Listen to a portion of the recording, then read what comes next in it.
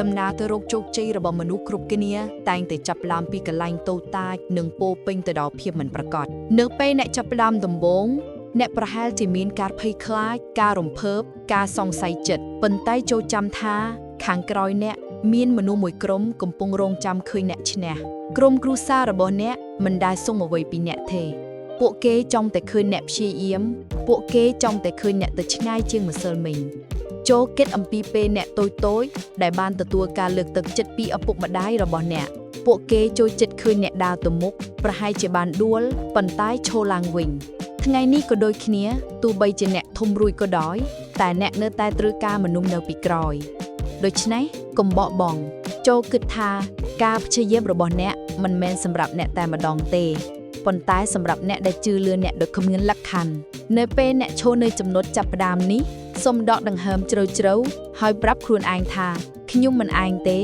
ខ្ញុំកំពុងមានមនុស្សដែលរងចាំឃើញខ្ញុំជោគជ័យពេលអ្នកចាប់ផ្ដើមដំណើរជំហានដំបូង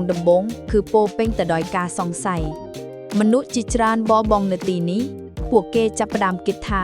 អាចជាខ្ញុំមិនអាចធ្វើបានđâuឬខ្ញុំគ្មានសមត្ថភាពដូចគេក៏ពិតណាស់ដំណើរទៅរកជោគជ័យមិនដែលរលូនឡើយអ្នកនឹងជួបការលំបាកការបរាជ័យការខកចិត្តប៉ុន្តែតើអ្នកដឹងថាក្នុងរាល់ការលំបាកទាំងនោះមានសារៈសំខាន់មួយលាក់កំបាំងទេវាកំពុងបង្រៀនអ្នកអភិវឌ្ឍអ្នកបង្កើតអ្នកឲ្យក្លាយជាមនុស្សខ្លាំងជាងមុនចូលចាំថាក្រុមគ្រួសាររបស់អ្នកនៅតែជឿលើអ្នកទោះបីអ្នកឈប់ជឿលើខ្លួនឯងក៏ដោយពួកគេចង់ឃើញអ្នកឆ្លងកាត់គ្រប់ការលំបាកទាំងនោះព្រោះគេជឿថាអ្នកអាចឈ្នះនៅពេលដែលអ្នករំភើបនិងចង់បោះបង់សូមគិតថាមានមនុស្សនៅផ្ទះម្នាក់កំពុងអធិដ្ឋានឲ្យអ្នកឈ្នះដើម្បីឃើញស្នាមញញប់របស់អ្នកថ្ងៃណាមួយ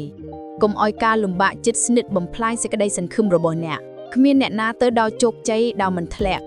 ការធ្លាក់គឺជាផ្នែកនៃដំណើរប៉ុន្តែអ្វីដែលសំខាន់ជាងការធ្លាក់គឺការឈរឡើងវិញ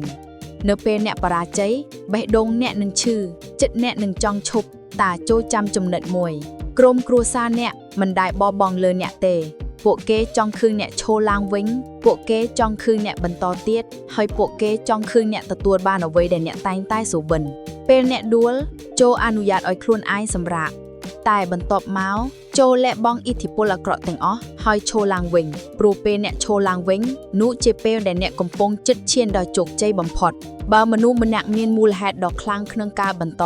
អ្នកនោះអាចឈ្នះគ្រប់យ៉ាងមូលហេតុរបស់អ្នកគឺអ្វីអ្នកធ្វើដើម្បីអ្វីសម្រាប់ខ្លះគឺធ្វើដើម្បីពួកគេក្រុមគ្រួសារដែលស្រឡាញ់និងគាំទ្រយើងពួកគេជាអ្នកផ្ដល់កម្លាំងបើពួកបីពិភពលោកផ្ដល់សម្ពាធមកលើអ្នកក៏ដោយពេលអ្នកអស់កម្លាំង